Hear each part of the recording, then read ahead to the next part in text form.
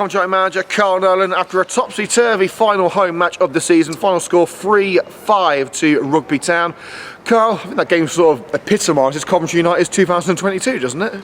Yeah, you know, look, we're disappointed. We go into the game and stress the need for players individually to turn up, to put in a big performance, and then obviously collectively to put in a performance. And one thing we did stress was the importance of starting the game well.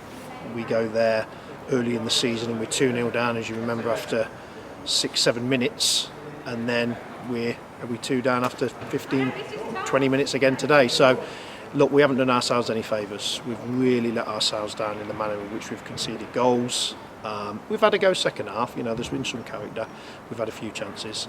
But look, not making excuses, we're a bit patched up today, as you know. We've got a long injury list. It was, you know, always going to be difficult, and that's not making any excuses, but you know, we've got to cope. We've got players playing out of position there, players probably not fully fit that we're asking to go and do a job. But you know, look, it is what it is. We're disappointed, it wasn't a great performance, but we've got a chance now to redeem ourselves and go again next week.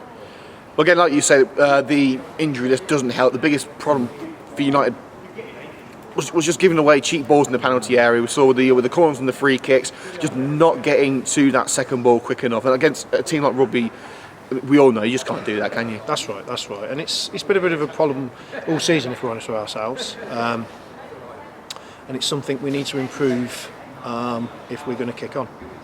The manner in which we conceded the goals, as you say today, from set pieces, it's not acceptable. Not if we want to be punching towards the top end of the table sooner rather than later. So yeah, disappointing. Well, not the scoreline that we would have liked to see out the home portion of 2022, but there was a couple of feel-good moments. The first of which is seeing Chris Ross go back. He said that he wanted to get back for the rugby game. He did it. How good was it to see England's number one back between the sticks? Yeah, no, it was great. It was great, and he pulled off some good saves there today. So yeah, you know, that's brilliant. I wasn't expecting him to be back so soon, but you know, that's a lift for us as a management team. We've such a lengthy injury list that we've got at the minute, and obviously suspensions. It was a massive boost, and you know, he's got the chance now to get a good week's training behind him, get that shoulder stronger, and go again next week. So yeah, it's great. While we may have conceded a few goals today, we have actually become a first team to do something against Rugby Town. That's scored 3 goals against a Rugby Town team. They only conceded 7 in the league before today, and we've virtually did half of that today. So brilliant. Yeah, is that something that you can take solace from, knowing that we scored a good few goals against a very good defence? Yeah, no, absolutely. Yeah, and we've created some chances as well. And on another day, perhaps we have more goals. You know, I thought actually at 4-2, I think. I thought, you know, we might get back in it at 4-3 here, and then the complexion of things change. We've peppered them a couple of times, but then of course we switch off, and then it goes 5 and let ourselves down. But no, look, I've also we've got good attacking players here. We've got several attacking players out injured and suspended as well. So, you know, once they get back, we've got real competition for places in there. So yeah, it's no real surprise to us. Well, there'll be competition for places next week. The game against Desborough, we've got Riders of Oil coming back, Ed El Hagani coming back from suspension, hopefully Charlie Faulkner nearing the end of his recovery as well. Yeah. What are you hoping for in terms of squad availability for next week?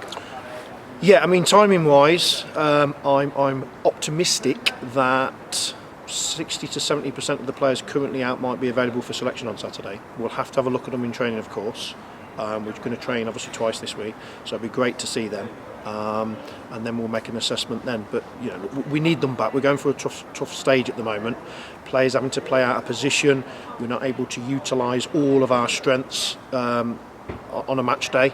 But look, that's football. It is what it is. You just got to cope with these things. And you know, of course, we didn't particularly cope very well today. But as I say, we've got a chance to redeem ourselves next week. Well, talking about next week, the game against Desborough is an important match for 2 reasons really. First of which is getting another 3 points, but also preparing for the big derby at Coventry Spinks on Boxing Day. Not to look past Desborough, but how important is it to get everyone back for that game, get them prepared, and try and get a good 90 minutes under their belt before the big game at Spinks Drive? Yeah, it was like we said in the change room there. You know, the teams at the top are there for a reason. You know, Spinks, Rugby, Newport, Marchtown, MK Irish, you know, they're up there for a reason, and they're the games that we need to judge ourselves on now.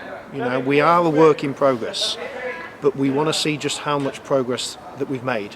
So those type of games for us, it's great if we've got the squad of players who we believe are going to take us on this journey over the next 3 seasons with this project and plan that we've got.